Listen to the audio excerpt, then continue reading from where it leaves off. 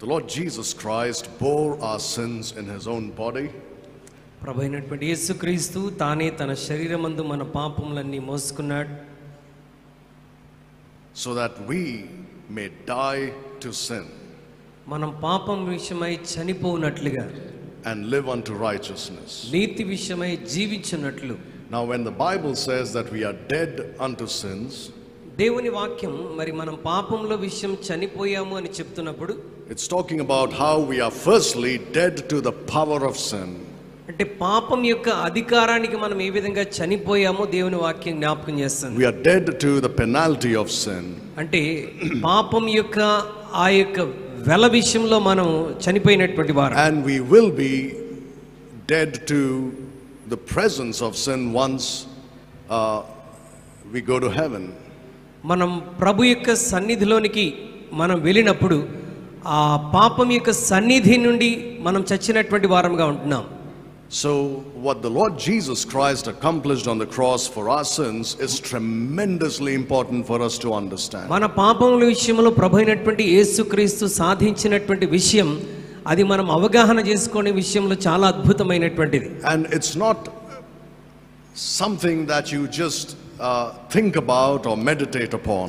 అది కేవలం మనం ఏదో ఆలోచించి దాని గురించి ధ్యానం చేస్తే మాత్రం సరిపోదు. It's not just something that you leave to the realm of the mind. లేకపోతే ఆ యొక్క అవగాహనలోనికి వచ్చి దానిని గ్రహించి జీవిస్తే సరిపోదు. It's not a philosophy. అదేదో ఒక తత్వము నేర్చుకోవటం కాదు. It's a very practical truth that works in your life and mine. ప్రభు అయినటువంటి యేసుక్రీస్తు చేసినటువంటి ఆ కార్యము మన దైనందిన జీవితంలో ఆచరించవలసినటువంటి ప్రాముఖ్యమైన విషయం. His death on the cross delivers us from our sins. Calvary శిలువలో ఆయన మరణము మన పాపములన్నిటి నుండి మనల్ని విమోచించగలిగినటువంటి. It delivered us from the power of sin. మరి పాపం యొక్క అధికారం నుండి అది మనల్ని విమోచిస్తుంది. So that sin can no longer have dominion over us. ఇక మీదట పాపం మన మీద ఏ విధమైనటువంటి అధికారం చేయడానికి అవకాశమే లేదు. But the problem is Christians do not apply this practically in their lives. అయితే సమస్య ఏంటంటే చాలా మంది క్రైస్తవులు వారి జీవితంలో దీన్ని ఆచరణాత్మకంగా అన్వయించుకునేటువంటి స్థితిలో లేరు. And as a result they do not enjoy the fruit of victory over sin. దానికి ఫలితముగా కల్వరి శిలువలో ప్రభు సాధించినటువంటి ఆ విజయం యొక్క ఫలితాన్ని అనుభవించలేకపోతున్నారు. And because of that they experience loss in their lives. దానిని బట్టి వారి జీవితంలో భయంకరమైన నష్టాలు అనుభవిస్తున్నారు. We have seen they lose their fellowship with Jesus Christ. మరి అలా పాపంలో జీవించడం ద్వారా వారు ప్రభుతో సహవాసాన్ని కోల్పోతారని నేర్చుకున్నాం. They lose their testimony. సాక్ష్యాన్ని పోగొట్టుకుంటారు. They lose their assurance of salvation. రక్షణ నిశ్చయతను పోగొట్టుకుంటున్నారు. They lose the time that God has given them here on the earth. దేవుడు వారికి భూమి మీద ఇచ్చినటువంటి ఆ ప్రశస్తమైనటువంటి సమయాన్ని పోగొట్టుకుంటున్నారు. They can lose their health and wealth. వారి యొక్క ఆరోగ్యాన్ని ఐశ్వర్యాన్ని పోగొట్టుకుంటున్నారు. They can lose a lot of things here on this earth. మరి ఈ భూమి మీద అనేకమైనటువంటి సంగతులను వారు పోగొట్టుకుని నష్టపోతున్నారు. We have seen that they can even lose their lives. వారి జీవితాన్ని అంటే మరణము కూడా వారికి వచ్చేటువంటి అవకాశం ఉందని మనం నేర్చుకున్నాం. All these things here on the earth. ఇవన్నీ కూడా భూమి మీద మనం నష్టపోయేటువంటి విషయాలు. But it does not end there. అయితే అది అక్కడితోనే ఆగిపోవట్లేదండి. The loss that the Christian experiences మరి క్రైస్తవుడు అనుభవించేటువంటి ఆ నష్టము follows him right into heaven. పరలోకంలో కూడా ఆ నష్టము కొనసాగుతుంది. It might be difficult to believe sometimes. కొన్నిసార్లు అది విశ్వసించడానికి చాలా కష్టంగా అనిపించవచ్చు. How can the sins that we commit here on the earth as born again Christians, తిరిగి జన్మించినటువంటి క్రైస్తవుడిగా మనం భూమి మీద చేసినటువంటి పాపముల కొరకు, how can our failure here to overcome sin భూమి మీద పాపాన్ని జయించే విషయంలో మనం ఇక్కడ ఓడిపోతున్నప్పుడు follow me into heaven? అవి పరలోకం వరకు కూడా ఏ విధంగా వెంబడించగలవు? Isn't heaven supposed to be a place where everything's going to be hunky-dory, everything's going to be wonderful and fine? పరలోకం అనేటువంటిది ఒక అద్భుతమైనటువంటిది, అక్కడ అన్ని మరి శ్రేష్టమైనవిగా ఆశీర్వాదకరమైనవిగా ఉండేటువంటి విషయమే కదా. Yes, but the loss that you're going to experience will be experienced even in heaven. మనం పాపంలోనే కొనసాగినప్పుడు నష్టము భూమి మీదనే కాదు, పరలోకమందు కూడా నష్టము కొనసాగబోతున్నది. Turn with me please to 1 Corinthians chapter 3. మొదటి కొరింథీయులకు రాసిన పత్రిక 3వ అధ్యాయంలోనికి ఒకసారి రండి. Let's read verses 11 through 15.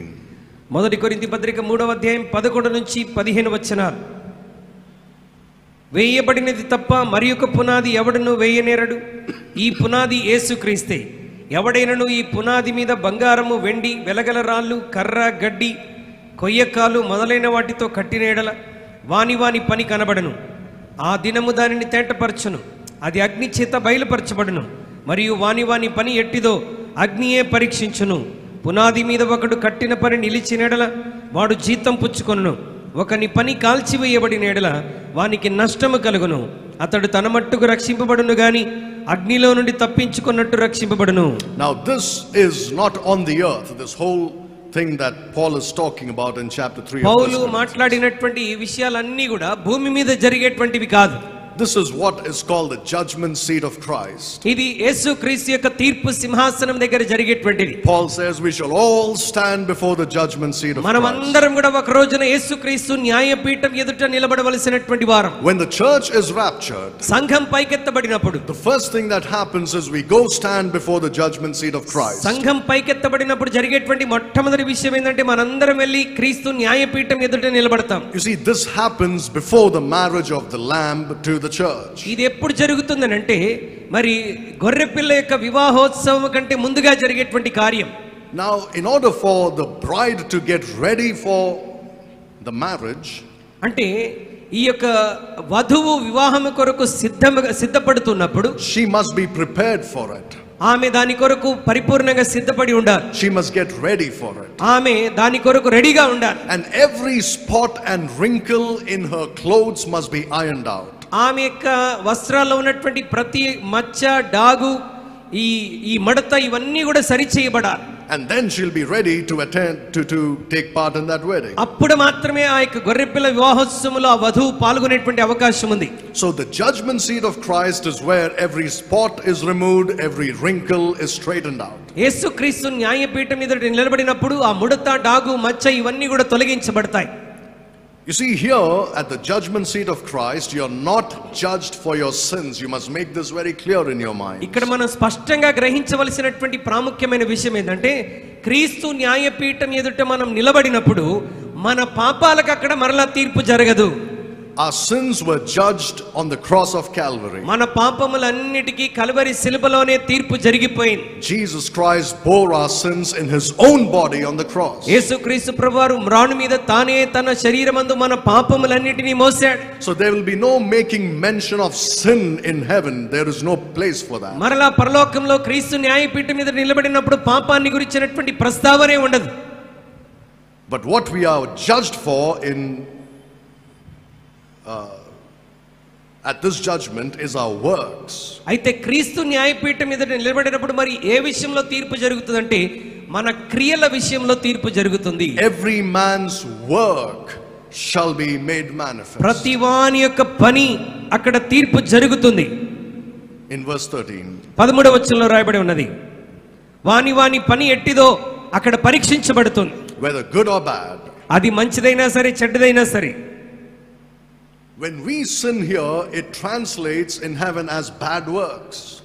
మనం ఇక్కడ భూమి మీద పాపం చేసినప్పుడు అది పరలోకంలో ఎలా కనబడుతుందంటే అది మన యొక్క చెడు క్రియలాగా కనబడుతుంది. The time when we are out of God's will. మనం దేవుని చిత్తానికి వెలుపట గడిపినటువంటి ఆ సమయం. It's the time when we do not serve the Lord faithfully. దేవుని నమ్మకంగా సేవ చేయవలసినటువంటి సమయంలో నమ్మకంగా సేవ చేయకపోవటం. It's the time when we bring dishonor to God's name. దేవుని నామానికి అవమానకరంగా జీవించినటువంటి సమయం. All these things show as wood, hay and stubble. ఇవన్నీ కూడా అక్కడ పరలోకంలో ఏ విధంగా కనబడతాయంటే కర్ర, కొయ్యకాలు, వెలగల రాళ్ళు వల్ల అక్కడ కనబడతాయి. And when the fire tries our works, ఎప్పుడైతే అగ్నిగుండా అది పరీక్షించబడుతున్నాయో these works are burned down.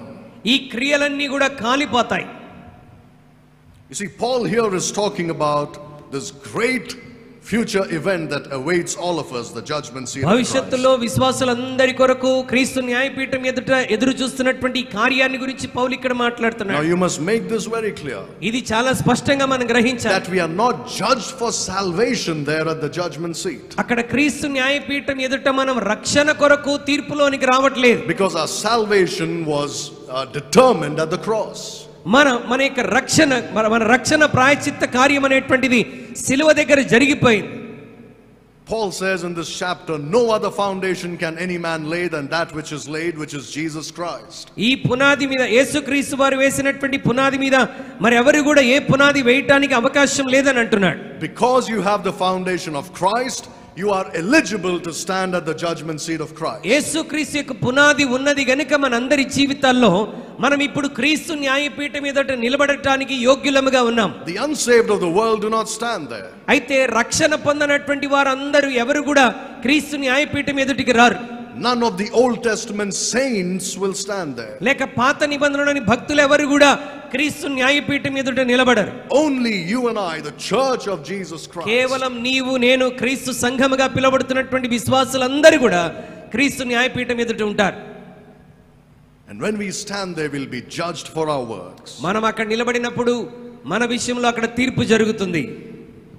The Lord's going to see how you built on the foundation of Jesus Christ. యేసుక్రీస్తు వేసినటువంటి ఆ పునాది మీద మనం ఏ విధంగా కడుతూ వచ్చామో దాన్ని ప్రభువు చూస్తాడు. He's going to examine the material with which you built on the foundation of Jesus Christ. యేసుక్రీస్తు పునాది మీద ఏ విధమైనటువంటి వస్తువులు పదార్థాలను ఉపయోగించి కట్టావో ఆయన పరీక్షిస్తాడు.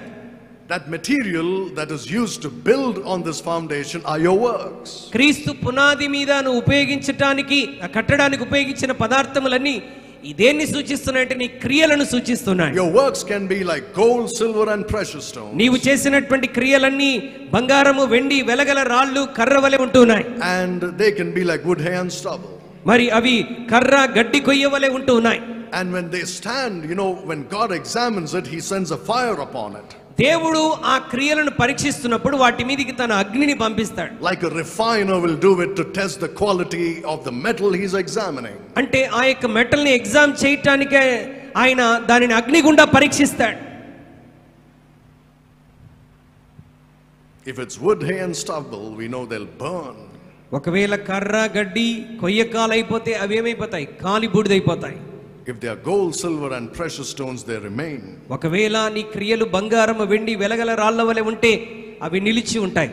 If your works are biblical here on the earth, ఇక్కడ భూమి మీద నీ క్రియలన్నీ వాక్యానుసారంగా ఉన్నట్లయితే, if they are not done selfishly for yourself with ulterior motives, నీ స్వార్థము కొరకు, స్వార్థపూరితమైనటువంటి ఉద్దేశముల కొరకు నువ్వు క్రియలు చేయకుండా ఉన్నట్లయితే, if they are purely for God's will, for God's glory according to his will, కేవలం దేవుని మహిమ కొరకు ఆయన చిత్త ప్రకారం నువ్వు చేసేటువంటి కార్యాలు ఉండగలిగినట్లయితే, then they are like gold and silver and precious stones. అప్పుడు అక్కడ నీ క్రియలు పరీక్షించినప్పుడు ఆ క్రియలు ఎలా ఉంటాయి? వెండి, బంగారము, వెలగల రాళ్ళ వలె నీ క్రియలు ఉంటాయి. But when your works are sinful, motivated by selfish ulterior motives, అయితే ఈ భూమి మీద నీవు నివసించినప్పుడు నీ క్రియలన్నీ కూడా పాపపు ఉద్దేశంతో, పాపపు ఆలోచనలతో, క్రియలతో ఉన్నట్లయితే, they will be like that wood, hay and stubble, the second set of material. అవి ఆ రెండవ భాగంలో చెప్పబడినటువంటి కర్ర, గడ్డి, కొయ్య కాలువల నీ క్రియలు ఉంటాయి. And the fire is going to burn it up. అగ్ని వచ్చినప్పుడు మొత్తం కాలిపోతాయి. Now I want you to understand what happens when your works are burned. నీ యొక్క క్రియలు పరీక్షించబడినప్పుడు, కాలిపోయినప్పుడు ఏమి జరుగుతుందో నేను చెప్తున్నాను. It tries our works for Christ. అంటే క్రీస్తు కొరకు మనం చేసినటువంటి క్రియలు అక్కడ కనబడుతున్నాయి. In verse 14, 14వ వచనం, if any man's work abide, మరి పునాది మీద ఒకడు కట్టిన పని నిలిచిన ఎడల, he shall receive a reward. వాడు జీతం పుచ్చుకుంటాడు. It's not talking about salvation, it's talking about reward. ఇక్కడ జీతం అనంటే రక్షణ గురించి కాదు, నీవు పొందబోయేటువంటి జీతాన్ని గురించి మాట్లాడుతున్నాడు. A gift that the Lord's going to give you in appreciation of your good work. నువ్వు చేసినటువంటి మంచి క్రియల కొరకు అభినందిస్తూ ప్రభు ఇచ్చేటువంటి బహుమానాన్ని గురించి మాట్లాడుతున్నాడు. There are so many rewards that the Bible speaks about. పరిశుద్ధ గ్రంథమైనటువంటి బైబిల్ విశ్వాసులకు కలిగేటువంటి అనేకమైనటువంటి బహుమానాల గురించి మాట్లాడుతున్నది. For example, there are crowns given to believers. ఉదాహరణకి విశ్వాసులకు దేవుడిచ్చేటువంటి కిరీటాలు ఉన్నాయి. There is a crown for soul winning. మరి నశించిపోయిన ఆత్మను రక్షించినందుకు ఒక కిరీటం. There is a crown for discipling other believers. ఇతరులను శిష్యులుగా తయారు చేసినందుకు పొందుకునేటువంటి కిరీటం. There is a crown given to those who suffer for Christ. మరి క్రీస్తు కొరకు ఎవరైతే శ్రమలు అనుభవిస్తారో వారి కొరకు ఒక కిరీటం. there is a crown given to those who overcome temptations and sin. శోధనలను జయించి పాపములో పడకుండా తమను తాము కాపాడుకున్న వారికి ఒక కిరీటం. There is a crown given to pastors for feeding their flock with the word of God. మరి వారి యొక్క మందను దేవుని వాక్యముతో పెంచి పోషించినటువంటి కాపరులకు ఒక కిరీటం. There is a crown if you love the appearing of Jesus Christ. మరి యేసుక్రీస్తు ఎదుట నిన్ను నీవు ప్రత్యక్షపరచుకోవడానికి ఇవ్వబడినటువంటి ఒక కిరీటం. That means if you love the appearing of Jesus. యేసుక్రీస్తు వలె నువ్వు కనబడటానికి ఇష్టపడినప్పుడు. If you love the rapture, for example, the rapture of the church. మరి యేసుక్రీస్తు యొక్క ఆ సంఘం ఎత్తబడటాన్ని నువ్వు అంగీకరించినప్పుడు, you're longing to see his face. That's what you love to do. ఆయన ముఖమును చూడటానికి నీవు నీ హృదయంలో ఆశను ఆసక్తిని కలిగి ఉన్నప్పుడు, you will be given a crown even for that. దాని కొరకు కూడా నీకు కిరీటం ఇవ్వబడుతుంది. So there are different kinds of rewards handed out by God. మనం దేవుని చేత వివిధ రకాలైనటువంటి బహుమానాలను పొందేటువంటి అవకాశం ఉన్నది. If your works are good, you will be rewarded in heaven. నీ క్రియలు మంచివైతే వాటి కొరకు పరలోకంలో ప్రతిఫలాలు పొందుతావు. Some Christians think, I don't need any rewards. కొంతమంది క్రైస్తవులు అనుకుంటారు, నాకు ఏ బహుమానం అవసరం లేదు. They think they are very spiritual.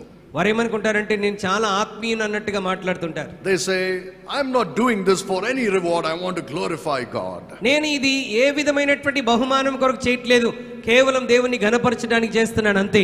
Don't be more spiritual than God wants you to be. అంత అతి భక్తులుగా మనం ఉండాల్సినటువంటి అవసరం లేదు. God wants you to work for reward. మన దేవుడు మనందరం ఆయన కొరకు బహుమానం కొరకు మనం పని చేయాలని కోరుతున్నాడు. When he sends you into the vineyard, he wants to pay you wages. ఆయన తన తోటలోనికి పని చేయటాన్ని నిన్ను పంపించినప్పుడు దానికి తగినటువంటి జీతం నీకు తప్పకుండా ఇస్తాడు. He wants you to anticipate that reward.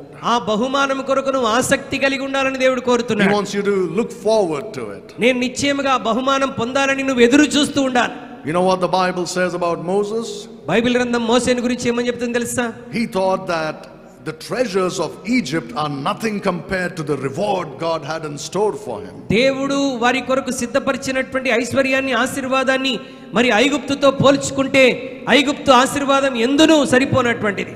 Moses did what he did for the reward that God would give him. మోషే తనకి ఇవ్వబోతున్నటువంటి బహుమానం కొరకు తాను ఏమి చేయాలో ఆ కార్యం అంతని చేశాడు. He worked for a prize. He worked for a reward. ఆయన వెల కొరకు బహుమానం కొరకు ఆయన పని చేశాడు. We should work for a reward. దేవుని బిడ్డలమైన మనము కూడా బహుమానము పొందునట్లుగా మనం పని చేయాలి. You know what it says about Jesus? You all know.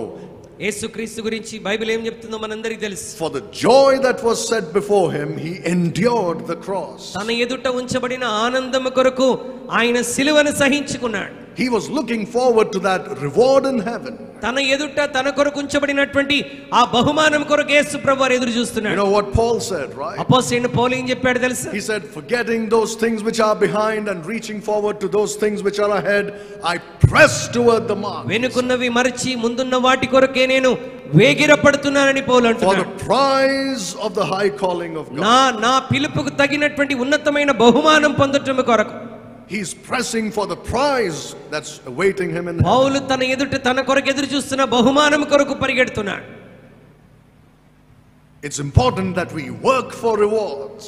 మనము బహుమానం కొరకు పని చేయటం విశ్వాసుల జీవితంలో చాలా That's ప్రాముఖ్యం. why it's important that everything we do should be weighed in the light of God's word and see if they are being built with gold, silver and precious stones. కాబట్టి ప్రభు సన్నిధిలో మనం చేసేటువంటి ప్రతి కార్యము కూడా తూకంలోనికి రావాలి.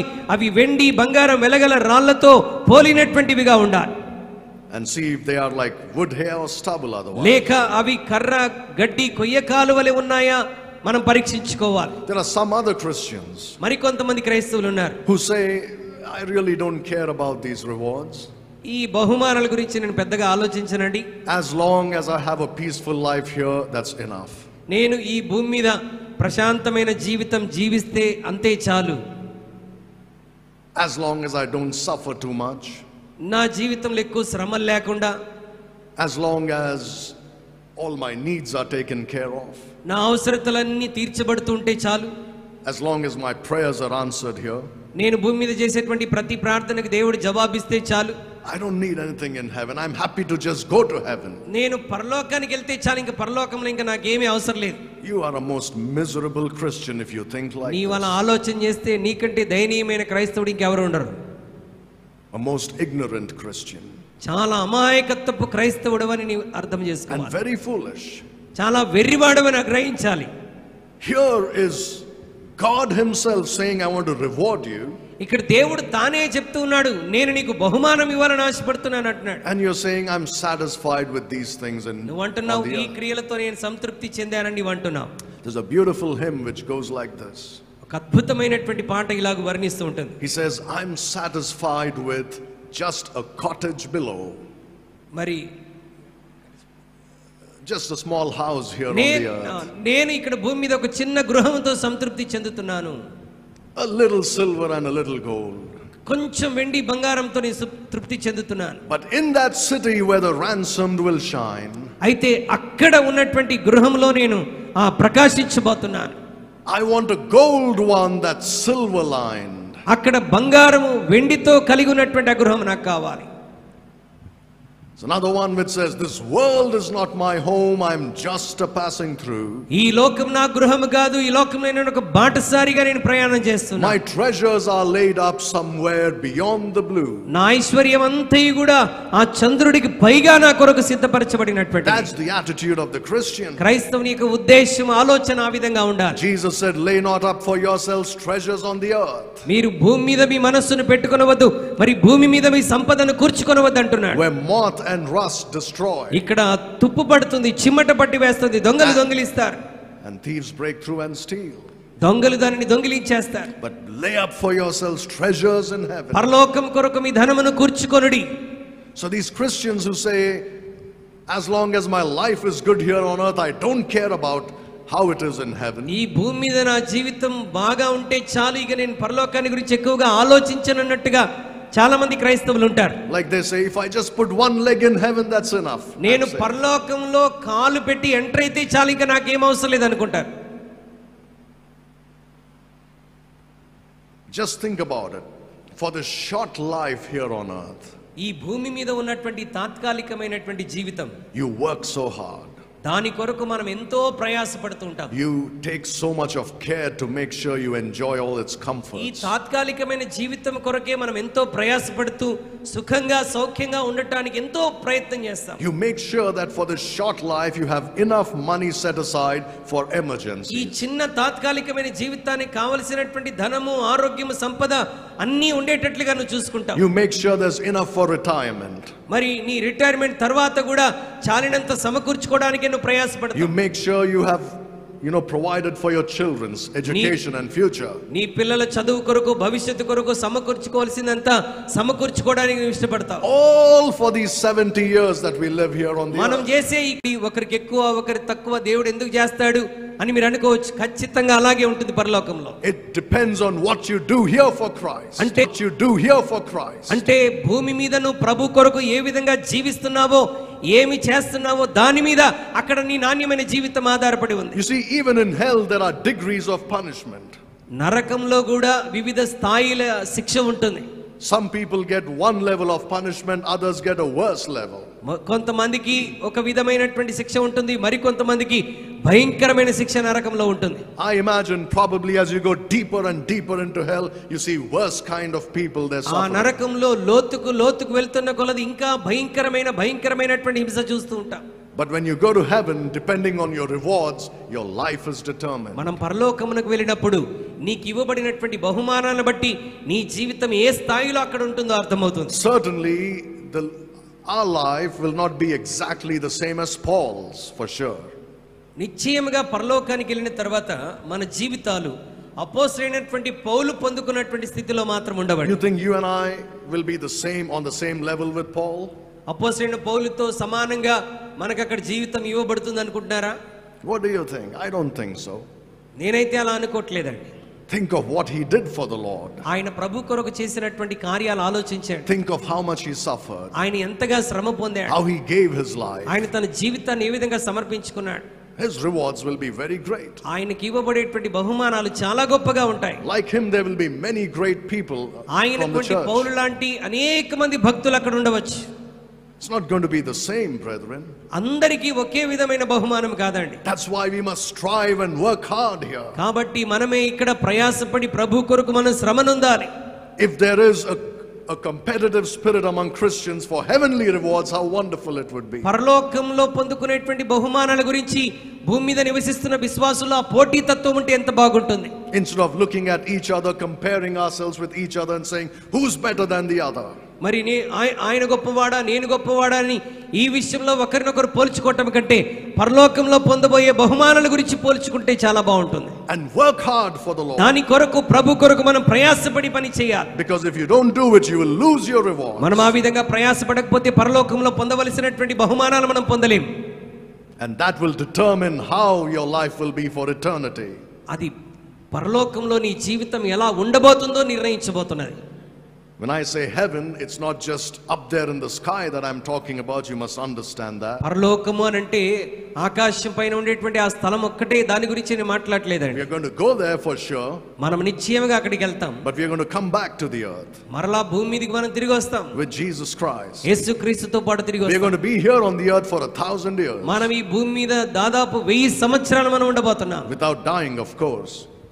Without dying. మరణం లేకుండా 1000 సంవత్సరాలు ఇక్కడ జీవించబోతున్నాం. And then the Lord's going to destroy this present heaven and earth with fire. 1000 సంవత్సరాల తరువాత అగ్ని చేత దేవుడు ఈ భూమి అంతటిని నాశనం చేస్తాడు. Right, 2 Peter chapter 3 verses 8 to 10. 2 పేతురు 3వ అధ్యాయం 8 నుండి 10 వచనాల్లో మనం ఆ సంగతిని చూస్తాం. And then he's going to create a new heaven and a new earth. అటు తరువాత ఈ భూమిని నాశనం చేసిన తర్వాత ఆయన కొత్త ఆకాశం కొత్త భూమిని సృష్టిస్తాడు. Like you see in Revelation 21.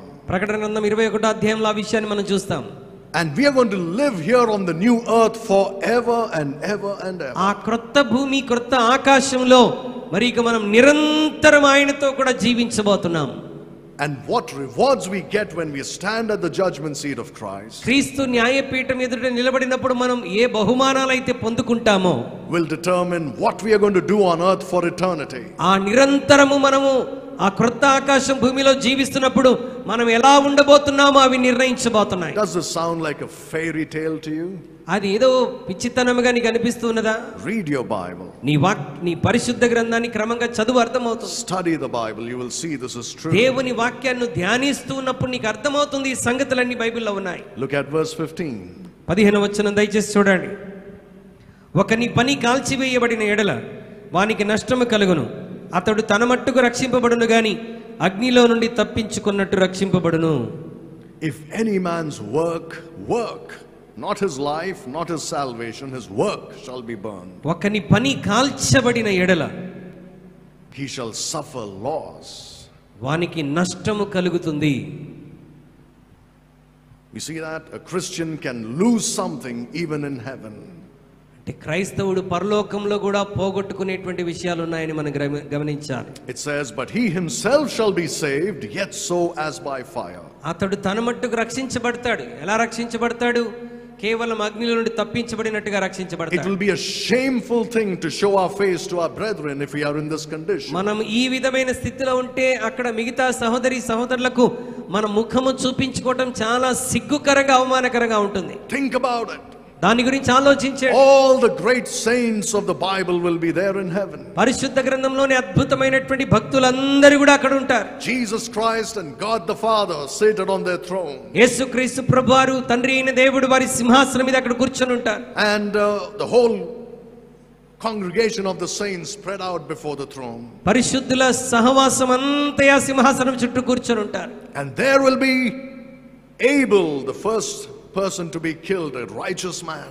మరి అక్కడ మొట్టమొదటిగా చంపబడినటువంటి నీతిమంతుడైనటువంటి హేబెలు అక్కడ ఉంటాడు. As he gets up and walks towards the throne, ఆయన లేచి ఆ సింహాసనం వైపు నడుస్తున్నప్పుడు think of the applause that will resound throughout.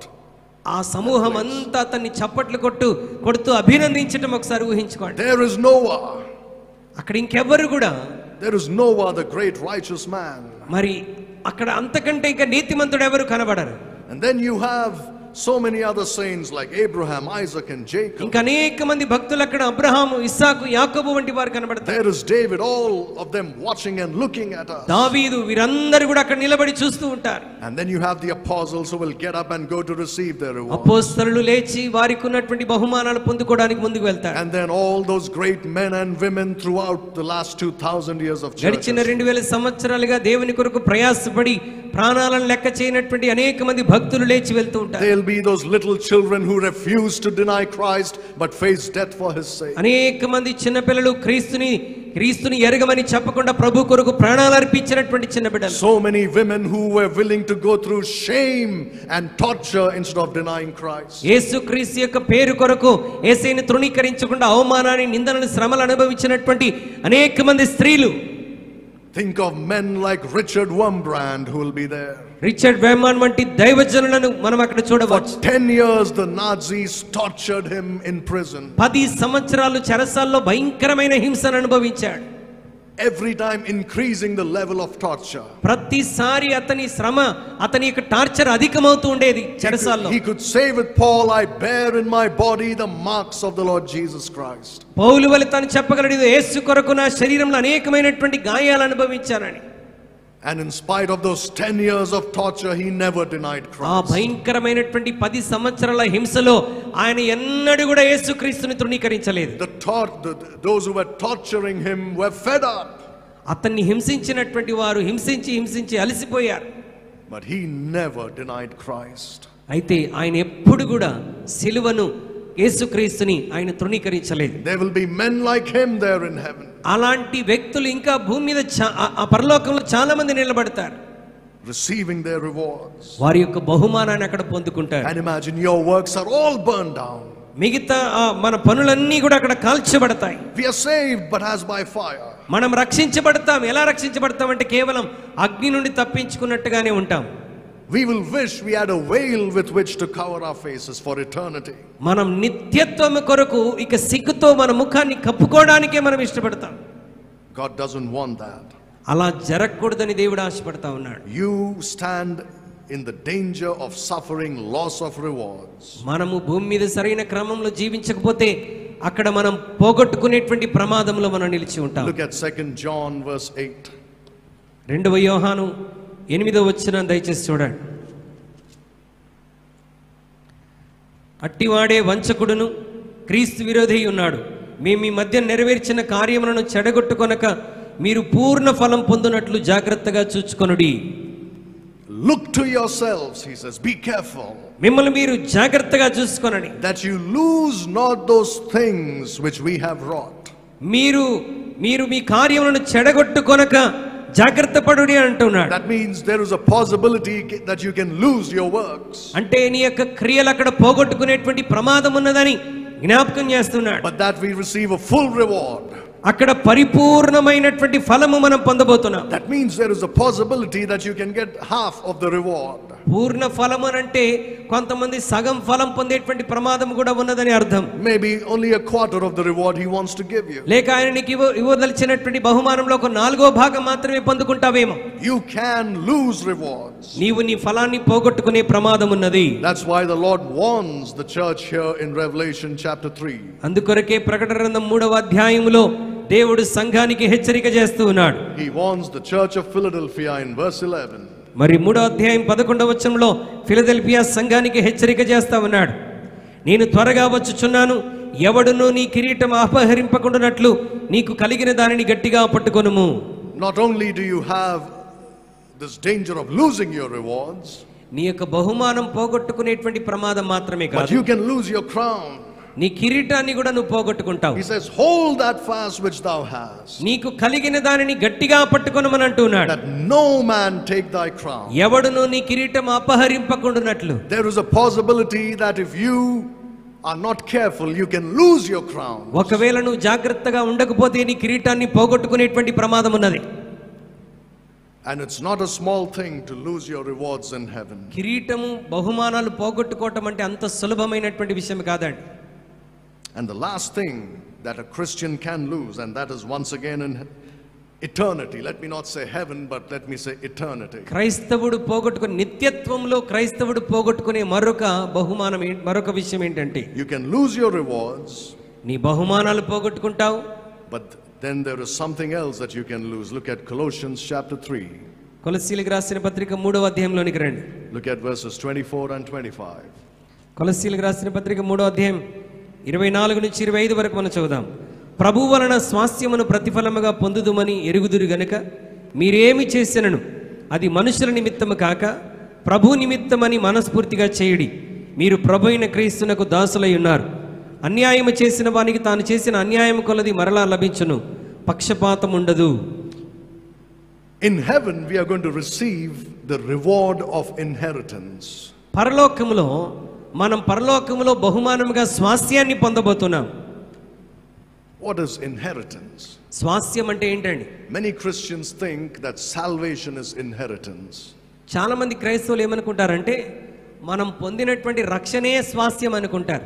The Bible says that a sinful man has no inheritance in the kingdom of God. మరి పాపికి పరలోక రాజ్యంలో ఎటువంటి స్వాస్యం లేదని దేవుని వాక్యం అంటున్నది. They confuse salvation with inheritance. రక్షణ స్వాస్యము ఈ రెండు మాటల్లో విశ్వాసులు తికమకబడిపోతుంటారు. They are two different things.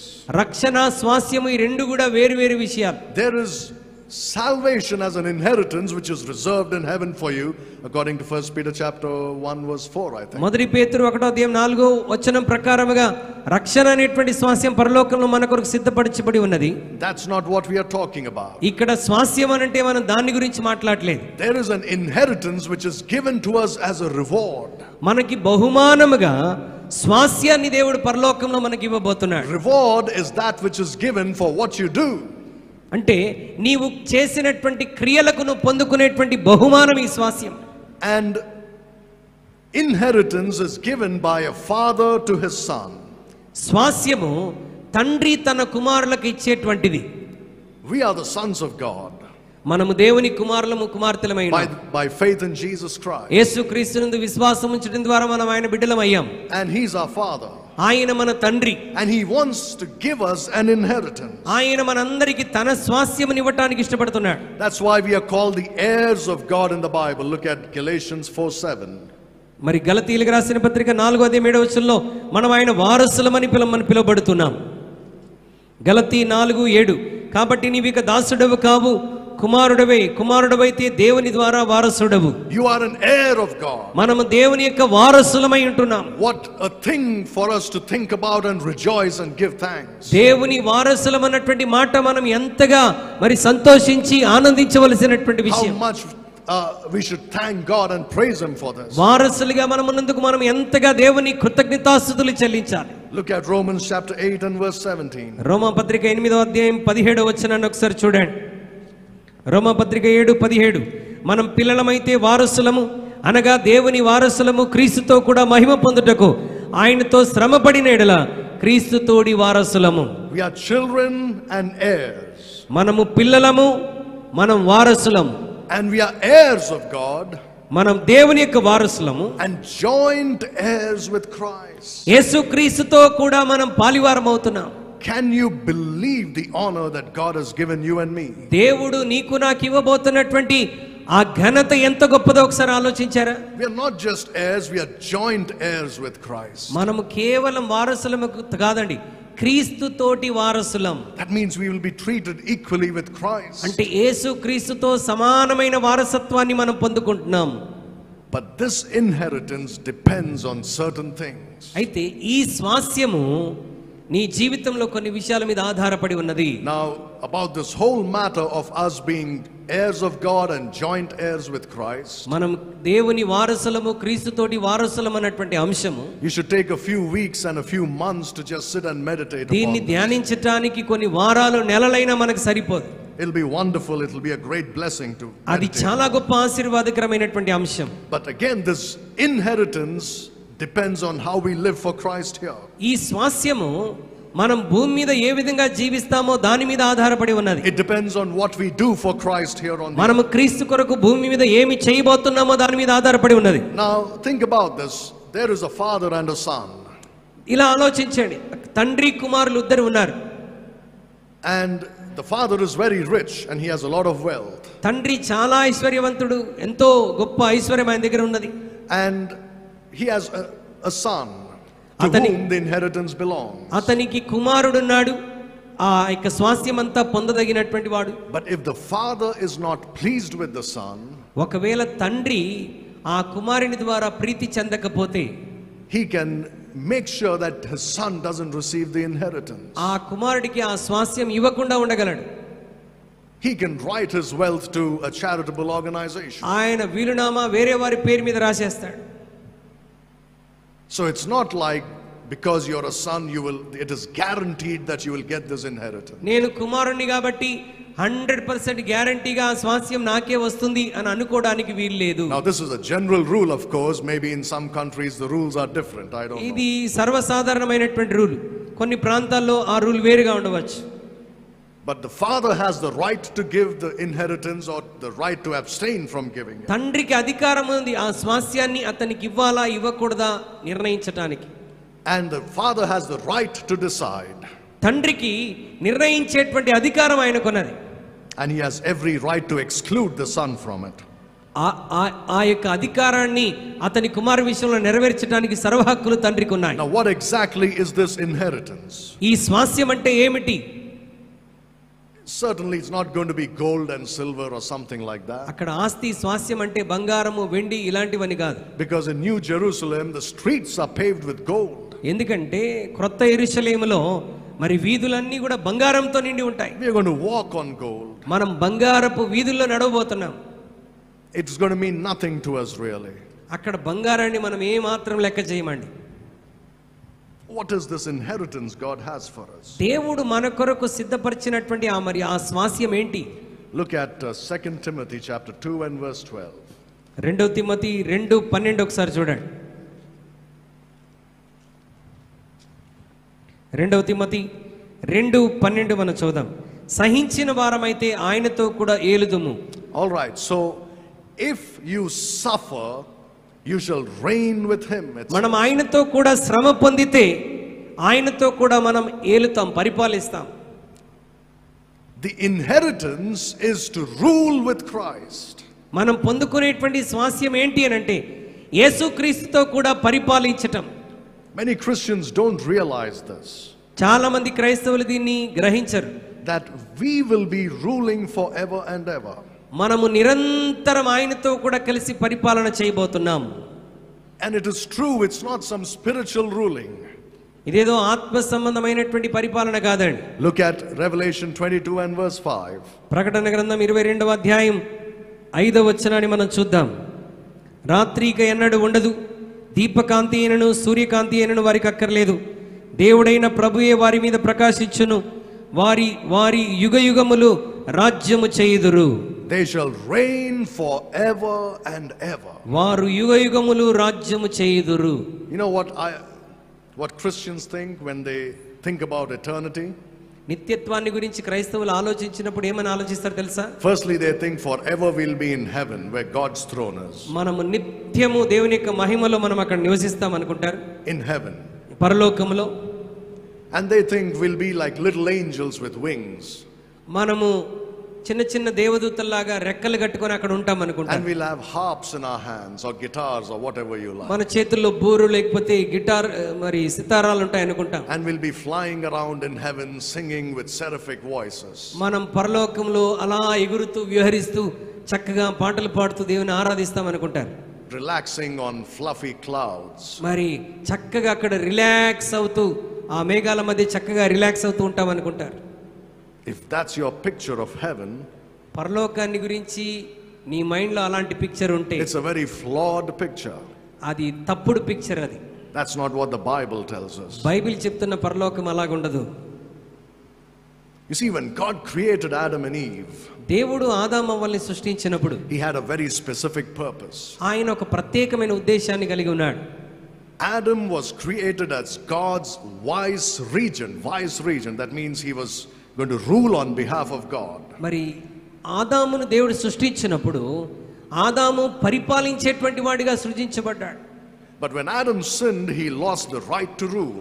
ఎప్పుడైతే ఆదాము పాపంలో పడిపోయాడో ఆ అధికారాన్ని తన జీవితంలో పోగొట్టుకున్నాడు. When God made Adam, he wanted to put all things under his feet. దేవుడు ఆదామును సృష్టించినప్పుడు సమస్తాన్ని ఆయన పాదాల క్రింద ఉంచాలని దేవుడు అతన్ని But సృష్టించాడు. now we do not see all things under man's feet because man has sinned. మానవుడు పాపం చేశాడు కాబట్టి ఇప్పుడు సమస్తము మానవుని పాదాల క్రింద లేవు. But we see Jesus, the Bible says. అయితే యేసుక్రీస్తు ప్రభువులో మనం చూడగలం. But there is coming a time when he will put all things under our feet. అయితే ఒక సమయం రాబోతున్నది, ఆ సమయంలో సమస్తాన్ని ప్రభు మన పాదాల కింద పెట్టబోతున్నాడు. And we are going to rule with Christ. మనం యేసుక్రీస్తుతో కూడా మనం పాలించబోతున్నాం. Rule what?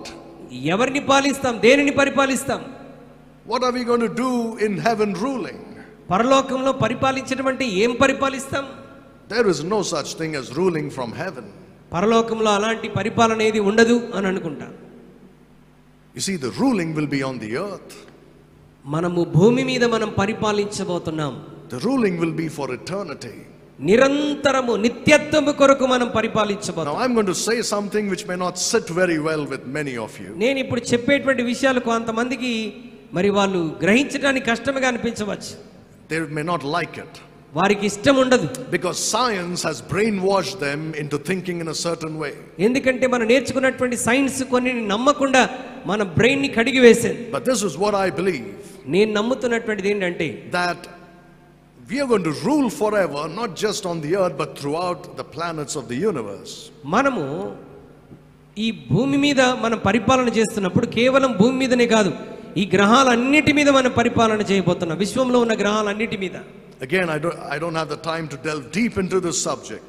ఆ సబ్జెక్ట్ లో లోతుగా వెళ్ళటానికి నాకు సమయం లేదు. But you must understand that while we would be in glorified bodies, మనము మహిమకరమైనటువంటి దేహాల్లో ఉన్నప్పుడు, without sin, పాపము లేకుండా, without death, పాపము లేకుండా, మరణం లేకుండా మహిమ దేహాలు కలిగి ఉన్నప్పుడు, there will be humans on earth who will be just like Adam when God created him. మరి దేవుడు ఆదాము సృజించినప్పుడు ఆదాము ఎలా ఉన్నాడో అలాంటి మనుషులు ఈ భూమి మీద ఉండబోతున్నారు. Without sin, innocent like Adam. పాపము లేని అమాయకులైనటువంటి ప్రజలు అనేక మంది ఉండబోతున్నారు. You see, when Adam sinned, it was like the devil put a wrench in God's wheel, you could say. చూడండి, దేవుడు ఆదామును సృష్టించినప్పుడు ఆదాము యొక్క జీవిత చక్రంలో మరి సాతానుడు ఒక కత్తి పెట్టినట్టు, కర్ర పెట్టినట్టుగా ఉంది. When Adam sinned, ఆదాము పాపం చేసినప్పుడు it's like God's plan was derailed. దేవుని యొక్క ప్రణాళిక మార్గం తప్పిపోయినట్టుగా ఉంది. But God doesn't let go, you see, and say, oh, okay, my plan was foiled, so I'll just let it be and start something else. నా plan fail అయిపోయింది, నేను వేరే plan చేసుకుంటానులే అని దేవుడు అనుకోడు. He's been working for 6,000 years to implement his original plan. ఆయన తను మొదట ఏ ప్లాన్ అయితే ఉద్దేశించాడో ఆ ప్లాన్ మానవుని జీవితంలో నెరవేర్చబడటానికి 6,000 సంవత్సరాలుగా ఆయన పనిచేస్తూనే ఉన్నాడు. And it's going to be finished very soon. అది అతి త్వరలో నెరవేర్చబడబోతున్నది. And the purpose he had for Adam, he will fulfill once again. ఆయన ఆదాము పట్ల కలిగి ఉన్నటువంటి ఉద్దేశాన్ని అతి త్వరలో ఆయన నెరవేర్చబోతున్నాడు. So there are going to be people on the earth like Adam and Eve. ఆదాము అవ్వల వంటి మనుషులు భూమి మీద అప్పుడు ఉండబోతున్నారు. That's why there will be a tree of life and there'll be a need for people to eat of that tree of life. అక్కడ మరలా జీవవృక్షం అనేటువంటిది ఉండబోతున్నది. ఆ జీవవృక్ష ఫలాన్ని ప్రజలు తినబోతున్నారు. And they'll have children and they'll grow up and they'll live forever. అక్కడ కూడా వారికి పిల్లలు ఉండబోతున్నారు, వారు తరతరములు జీవించబోతున్నారు. But the thing is this, what will happen after the earth is full? What's going to happen when the earth is populated completely? మరి అప్పుడు భూమి మీద ప్రజలందరూ జనాభా విస్తరించినప్పుడు ఏమి జరగబోతుంది? I know this sounds very new, this sounds crazy to you. ఇది కొత్తగా అనిపించవచ్చు, కొంచెం పిచ్చిగా కూడా But అనిపించవచ్చు. think about it. దీని గురించి ఆలోచించండి. Why do you think God made this vast universe? దేవుడు ఇంత గొప్ప విశ్వాన్ని ఎందుకు చేసి ఉంటాడు? Why did he make so many planets? అనేక గ్రహాలను దేవుడు ఎందుకు చేసి ఉంటాడు? There are Christians who believe there are no planets, it's all a lie from కొంతమంది NASA. క్రైస్తవులు అంటారు ఇంకా వేరే గ్రహాలు ఏమీ లేవు, అదంతా ఉత్తిదే అని చెప్తుంటారు. I believe there are, the Bible says నేను there are. నమ్ముతున్నాను, విశ్వంలో అనేకమైనటువంటి ప్లానెట్స్, గ్రహాలు ఉన్నాయి. Yes, they are uninhabitable right now. అవి ఇప్పుడు మనకి కనిపించేటువంటివిగా లేవు కానీ You cannot live on those planets now. ఆ యొక్క గ్రహాల మీద మనం నివసింపడానికి అవకాశం లేదు. Elon Musk is trying to send people to live there on Elon Mars. Musk మరి అక్కడ ప్రజలు నివసించడానికి, ప్రజల్ని పంపడానికి ప్రయత్నం చేస్తున్నాడు. He's going to fail utterly. అతను చాలా విఫలమైపోతాడు. But you see, the thing is, అయితే విషయం ఏంటంటే God's going to make those planets habitable again. దేవుడు ఆ గ్రహాలన్నీ కూడా నివాస యోగ్యముగా మార్చబోతున్నాడు. And they're going to be populated అక్కడ కూడా జనాభా విస్తరించబడబోతున్నది. like his original plan. మరి ఆయన ఒరిజినల్ ప్లాన్ ప్రకారముగా అన్ని గ్రహాల మీద విశ్వంలో ప్రజలు నివసించబోతున్నారు. As they increase, వారు జనాభాలో విస్తరిస్తూ ఉంటుండగా there'll be need for rulers to rule over them. అక్కడ పరిపాలించడానికి అధికారులు కావాలి. And that's the inheritance God gives to the church. ఆ అధికారం అనేటువంటి స్వాస్యాన్ని దేవుడు సంఘానికి I ఇవ్వబోతున్నాడు. know it sounds very strange and it sounds too far-fetched. అది చాలా కొత్తగా విచిత్రముగా మనకు అనిపించవచ్చు. But look at Luke chapter 19. కానీ లూకా సువార్త 19వ అధ్యాయంలోనికి ఒకసారి రండి. I'm not saying anything by imagination. నేను ఏదో ఊహించి చెప్పటం లేదండి. It's written in the Bible. సమస్తము దేవుని వాక్యంలో రాయబడి ఉన్నాయి. And it's so wonderful what God has in store for us. దేవుడు మన కొరకు సిద్ధపరిచినటువంటివి ఎంతో అద్భుతమైనటువంటివి. Look at Luke chapter 19. లూకా సువార్త 19వ అధ్యాయం చూడండి. Let's read a long passage from verses 15 to 26. మరి 15 నుండి 26 వరకు మనం ఒకసారి జాగ్రత్తగా చదువుదాం. లూకా 19:15. అతడు ఆ రాజ్యం సంపాదించుకొని తిరిగి వచ్చినప్పుడు ప్రతి వాడును వ్యాపారం వలన ఏమేమి సంపాదించనో తెలుసుకొనుటకై తాను సొమ్మిచ్చిన దాసులను తన ఎద్దుకు పిలువమని ఆజ్ఞాపించాను. మొదటివాడు ఆయన ఎదుటికి వచ్చి, అయ్యా, నీ మీనా వలన 10 మీనాలు లభించనని చెప్పగా అతడు, బలా మంచి దాసుడా, నీవి కొంచెంలో నమ్మకముగా ఉంటివి గనుక 10 పట్టణముల మీద అధికారి అయి ఉండమని వానితో చెప్పాను. అంతటా రెండవ వాడు వచ్చి, అయ్యా, నీ మీనా వలన 5 మీనాలు లభించనగా అతడు, నీవును 5 పట్టణాల మీద ఉండమని అతనితో చెప్పాను. అంతటా మరి ఒకడు వచ్చి, అయ్యా, ఇదిగో నీ మీన, నీవు పెట్టని దానిని ఎత్తుకొని వాడవను, విత్తని దానిని కోయివాడవనైన కఠినుడవు గనుక నీకు భయపడి దానిని రుమాలను కట్టి ఉంచితనని చెప్పాను. అందుకు అతడు, చెడ్డ దాసుడా, నీ నోటి మాటను బట్టి నీకు తీర్పు తీర్చుదును. నేను పెట్టని దానిని ఎత్తువాడను, విత్తని దానిని కోయివాడనైన కఠినుడనని నీకు తెలిసి ఉండగా నీవెందుకు నా సొమ్ము సాహుకారుల యొద్ద ఉంచలేదు? అట్లు చేసి ఉండిన ఎడల నేను వచ్చి వడ్డీతో దానిని తీసుకొందునే అని వానితో చెప్పి వీని యొద్ద నుండి ఆ మీనా తీసివేసి 10 మీనాలు గల వానికి ఈడని దగ్గర నిలిచి ఉన్న వారితో చెప్పాను. వారు, అయ్యా, వానికి 10 మీనాలు కలవే అనిరి. అందుకతడు, కలిగిన ప్రతి వానికి ఇవ్వబడును, లేని వాని యొద్ద నుండి కలిగినది తీసివేయబడునని మీతో చెప్పుచున్నాను. Now tell me, do you believe that Jesus was telling the truth or was he lying? యేసుక్రీస్తు ప్రభువారు ఇక్కడ సత్యం చెప్తున్నాడా, అబద్ధం చెప్తున్నాడా? Do you think he was telling you something which is not literally true? మరి జరగబోయేటువంటి విషయాన్ని ఏమైనా ప్రభు ఇక్కడ చెప్తున్నట్టుగా అనిపిస్తుందా? Or you think he was pulling a fast one when he said you will rule over 10 cities? మరి చూడండి, 10 పట్టణముల మీద నీవు పరిపాలించబోతున్నావు అన్న మాట ఇక్కడ చెప్తున్నాడు. You will rule over 5 cities. నీవు 5 పట్టణాల మీద పరిపాలించబోతున్నావు. You think this is just a spiritual illustration or it's really going to happen? ఇది కేవలం ఏదైనా ఆత్మ సంబంధమైనటువంటి అన్వయింపు కొరకు చెప్తున్నాడా, లేకపోతే ఖచ్చితంగా జరగబోతున్న విషయాన్ని చెప్తున్నాడా? We have seen in Revelation 22:5 they shall reign forever and ever. ప్రకటన 22:5లో మనం ఇందాక చూసాం, వారు యుగయుగములు పరిపాలించబోతున్నారు. Remember, Paul said if you suffer with him you shall reign Paul with him. చెప్పిన మాటను గ్రహించుకొని ఆయనతో కూడా సహించిన వారమైతే క్రీస్తుతో కూడా మనం పరిపాలించబోతున్నాం. Now think about it, there are so many of us here. ఇక్కడ మనలో చాలా మంది ఇక్కడ ఉన్నాం. If all of us are faithful today, ఒకవేళ మనందరం కూడా దేవునికి నమ్మకముగా ఉంటే, if God gives us 10 cities each, ఒకవేళ మనలో ఒక్కొక్కరికి దేవుడు 10 పట్టణాలు ఇచ్చాడు అనుకోండి, what about all the other Christians throughout the world? ఇక్కడున్న మనకే 10 పట్టణాలు ఇస్తే ప్రపంచంలో ఉన్నటువంటి మరి మిగతా క్రైస్తవుల సంగతి ఏంటి? What about the Christians who lived for the past 2000 years? ఇంకా గడిచిన 2000 సంవత్సరాల క్రితం జీవించినటువంటి ఈ క్రైస్తవుల సంగతి ఏంటి? Brethren, open your eyes to see how big God is. దేవుడు ఎంత పెద్దవాడో చూడటానికి ఒకసారి మన కన్నులను మనం తెరవాలి. Think about how great God is. దేవుడు ఎంత గొప్పగా ఉన్నాడో మనం గ్రహించాలి. And his creation is not just a small little drop in a bucket. ఆయన యొక్క సృష్టి అంతా కూడా ఒక బకెట్ లో ఉన్నటువంటి చిన్న నీటి బిందు వంటిది కాదు. His plan is not some small little plan. ఆయన కలిగి ఉన్నటువంటి ప్రణాళిక ఏదో చిన్న ప్రణాళిక కాదండి. It is so grand. ఆయన ప్రణాళిక చాలా అర్థం చేసుకోవడానికి చాలా పెద్దది. That it has not entered into the hearts of men.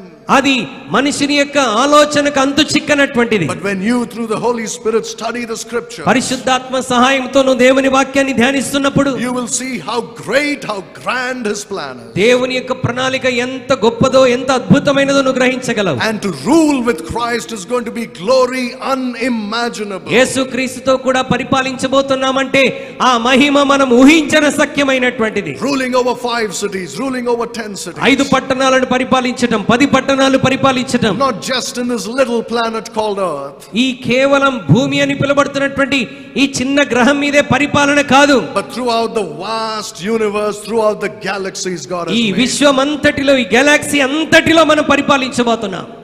Wherever we are placed, మనం ఎక్కడెక్కడైతే ఏర్పాటు చేయబడతామో అక్కడ పరిపాలిస్తాం. this is real and this is not a fairy tale. ఇది నిజము, వాస్తవం, ఇది అబద్ధము కానే కాదు. Heaven is not where we will live in eternity, పరలోకం అనేటువంటిది ఏదో మనం అక్కడ ఊరికే నివసించేటువంటి స్థలం కాదు. but we will be here on earth ruling with Christ. మనం ఈ క్రొత్త భూమి ఆకాశం మీద యేసుక్రీస్తుతో కూడా పరిపాలన చేయబోతున్నాం.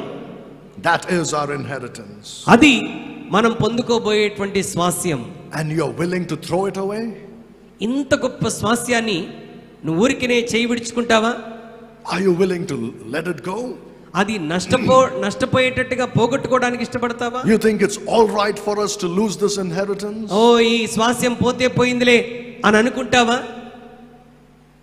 If God has opened your eyes to see the glory that awaits us, ఒకవేళ దేవుడు ఆ మహిమను చూడటానికి దేవుడు నీ నేత్రాలు వెలిగించి ఉంటే, you will be afraid that you will lose this reward. ఒకవేళ ఈ స్వాస్యం పోగొట్టుకుంటానేమో అన్న భయం నీకు తప్పకుండా కలుగుతుంది. And it's a good fear to have, అది మంచి భయమే. because we don't want to lose this reward. ఎందుకంటే ఈ స్వాస్యం మనం ఎట్టి పరిస్థితుల్లో పోగొట్టుకొనకూడదు. How do we lose it? ఏ విధంగా పోగొట్టుకుంటాం? The same way we lose any reward. Sin is the cause. మనం నిన్న మొన్న మాట్లాడుకున్నట్టుగా పాపము ద్వారా ఈ స్వాస్యాన్ని If పోగొట్టుకుంటాం. our works are not good before God, మన క్రియలు దేవుని ఎదుట సరైనవిగా లేకపోతే, if we do everything we do with selfish ulterior motives, మనము చేసే ప్రతి కార్యము స్వార్థపూరితమైనటువంటి ఆలోచనతో, ఉద్దేశంతో చేస్తే, if our works are like wood, hay and stubble, మన యొక్క క్రియలన్నీ కూడా కర్ర, కొయ్యకాలు, గడ్డి వలె ఉంటే they will be burned. అవి కాల్చివేయబడతాయి. Our crown will be taken away. మన యొక్క కిరీటము తీసివేయబడుతుంది. Our rewards will be lost. మన యొక్క బహుమానాలు పోగొట్టుకుంటాం. What a miserable thing it would be to be in heaven yet not enjoy all these పరలోకంలో things. ఉంటూ ఈ స్వాస్యాన్ని అనుభవించకుండా ఉండటం ఎంత దయనీయమైనటువంటి స్థితి. Sad are those Christians who say, if I just enter heaven, that's enough. నేను పరలోకంలో ఒక అడుగు పెడితే చాలు అని ఆలోచించే క్రైస్తవుల గురించి మరి ఎంత విచారం వారి ఆలోచన.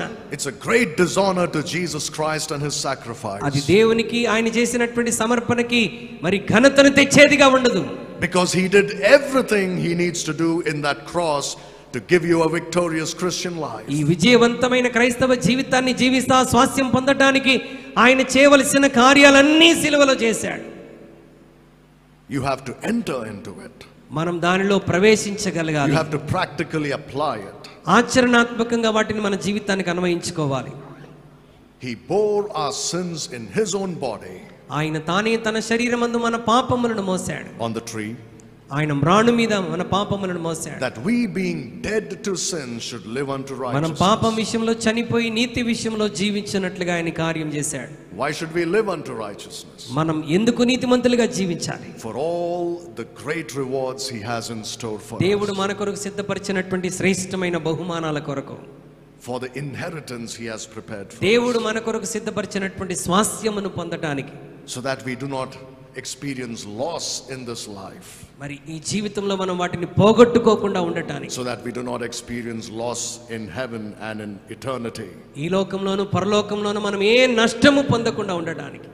That's God's will and God's purpose, and the cross doesn't end with saving us from hell. అది దేవుని చిత్తం. సిలువ శ్రమ అనేటువంటిది కేవలం మనల్ని పాపంలో నుండి రక్షించుట కొరకు మాత్రమే కాదండి.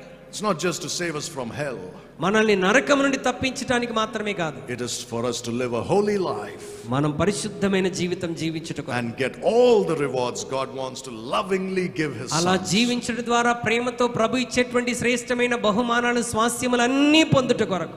Let us take a few minutes to pray, a few seconds to pray silently in our hearts. మరి ప్రభు సన్నిధిలో మనం కొన్ని క్షణాలు మౌనంగా ప్రార్థన చేద్దాం. And say, Lord, help me to study the scriptures, that by the Holy Spirit I may see those things which God has prepared for those that love him.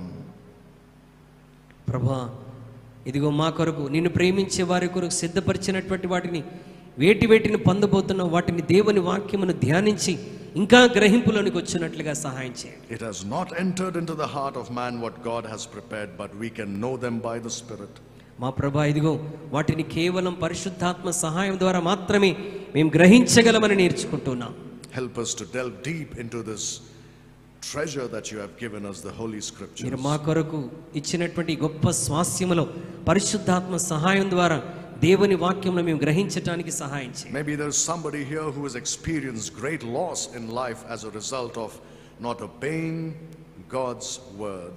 దేవుని వాక్యానికి విధేయత చూపకపోవటం ద్వారా ఒకవేళ నీ జీవితంలో ఇప్పటికే గొప్ప నష్టాన్ని అనుభవించి ఉన్నావేమో. It's never too late to return to the Lord. దేవుని యొద్దకు తిరిగి రావటానికి ఇంకా ఆలస్యం ఏమీ అవ్వలేదు. Now is the time. ఇదే అనుకూలమైన సమయం. Come and say, Lord, lift me up. దేవుని యొద్దకు తిరిగి వచ్చి ప్రభుని అడుగు, ప్రభువా నన్ను మరలా లేవనెత్తండి. Let me stand. మా ప్రభా నేను నిలబడటానికి సహాయం చేయి. Strengthen me that I may walk with you once again. మరొకసారి నీతో సరైన జీవితం నడవటానికి నన్ను బలపరచండి. That I may recover all that I have lost here on earth.